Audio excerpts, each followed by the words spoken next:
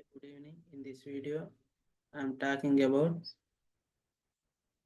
today's interview questions asked in one of the Power BI interview. First question is, tell me about yourself. This is the most asked question in any interview. Coming to myself, my name is Renu. I completed my BTech in ECE from Bapatla Engineering College. After completion of my BTech, I started my career as a Power BI developer in TCS company. As a Power BI developer, I have involved in various tasks. I have a total of 2 years of experience as a Power BI developer. Currently, I am working as a Power BI developer in PowerSoft Technologies Global Solutions Private Limited. As a Power BI developer, I have been involved in various tasks, including actively collaborated with users and stakeholders for requirement gathering, analyzed the data sources and client requirements, created prototypes in Excel with sample data, created SQL test scripts and test cases, integrated various data sources like Excel, CSV files, web files, SQL Server, etc. Used Power Query to extract, clean, and transform the data. Analyzed the best practices for data model design. Created data models with facts and dimensions. Created calculated columns and measures with different DAX functions. Designed, developed, and deployed reports and dashboards as per user requirements. Implemented row-level security as per security requirements. Conducted UAT with users and stakeholders and resolved all UAT issues and reported them. Published the Power BI reports to the Power BI service and install and configure the on-premises data gateway. Schedule the Power BI semantic models and given access to the users based on requirements. Created subscriptions for all users to deliver the report output into PDF and Excel format. Supported the Power BI environment.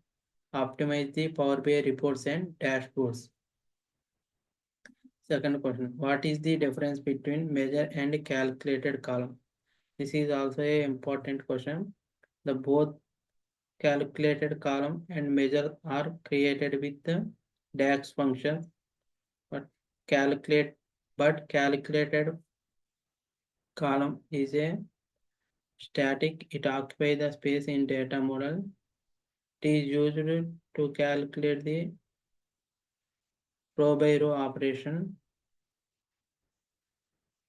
Coming to measure, it is also created with the DAX functions. It is dynamic. It does not occupy the space in data model. Example of calculated column is profit equal to sales of cost minus sales of revenue. Example of measure is total sales equal to sum of sales amount. We use measures as much as possible instead of calculated column to improve the Power BI performance. What KPIs are used in your project? The KPIs full form is key performance indicator, which are used to show the complete details of the visuals and calculations. I used many KPIs in my project. In my sales project, I used monthly sales trend and total sales amount, quarter sales amount, number of transactions per year. These are all the KPIs I have used in my projects, which are used to know about the sales details easily. Which complex tax functions are you used in your projects? I have write many tax functions in my project. Coming to complex DAX functions, I write many complex DAX functions like YTD sales, year-to-date sales, same period last year sales, same period last month,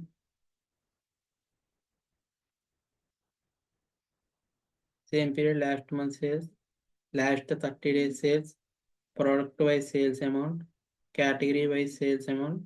These are all the complex DAX functions I have used in my project. How to optimize Power BI dashboard. Optimization is the one of the most important concept in developing project and reports and dashboards. I optimize my project by creating indexes on join columns and where condition columns. I created views and partition when working with large data sets. In data model, I use star schema to improve the Power BI performance. I avoid unnecessary columns and unnecessary data. I set the data type properly. I avoid bidirectional filtering. I convert text values into dates. I convert time. I remove the timestamps. I am disable the auto date time feature to improve the performance.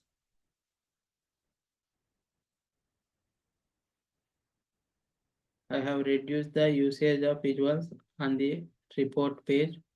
I use filters and slicers effectively to filter the data.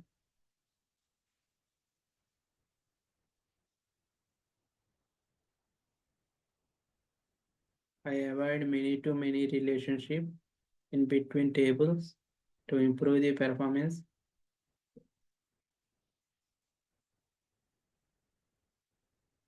I have used aggregated tables to aggregate the data.